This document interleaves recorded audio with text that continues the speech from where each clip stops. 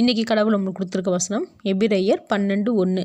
ஆகையால் மேகம் போன்ற இத்தனை திரளான சாட்சிகள் நம்மை சூழ்ந்து கொண்டிருக்க, பாரமான யாவற்றையும் நம்மை சுற்றி நெருங்கி நிற்கிற பாவத்தையும் தள்ளிவிட்டு, விசுவாசத்தை துவக்குகிறவரும் முடிக்கிறவருமாய் இருக்கிற இயேசுவை நோக்கி நமக்கு நியமித்திருக்கிற ஓட்டத்தில் பொறுமையோடு ஓடக்கடவோம். இந்த வசனத்தை கொண்டு கடவுளை மட்டும் என்ன சொல்கிறத பார்ப்போம்.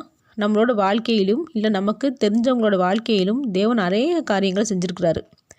அதை குறித்து நாமளே எத்தனையோ பேர்கிட்ட சாட்சி கொடுத்துருப்போம். மற்றவங்க நம்மகிட்ட சாட்சி பகிர்ந்துருப்பாங்க. இவ்வளவும் நம்ம பார்த்துருந்தாலும் சில சமயம் தேவன் மேலே வச்சுருக்கிற விசுவாசத்தை நம்ம பல தடவை தவறி போயிடுறோம். நம்மளோட சூழ்நிலை காரணமாகவோ இல்லை நம்மளோட அவசர தேவைகள் காரணமாகவோ விசுவாசத்தை இழந்து தேவனை தள்ளி வச்சிடுறோம். தேவனை தள்ளி வச்சுட்டு நம்ம செய்கிற எந்த காரியமும் சரியாகவே வாய்க்காது. எல்லாருக்குமே போராட்டங்கள் இருக்கத்தான் செய்யும். அதில் நம்ம ஓடித்தான் ஆகணும்.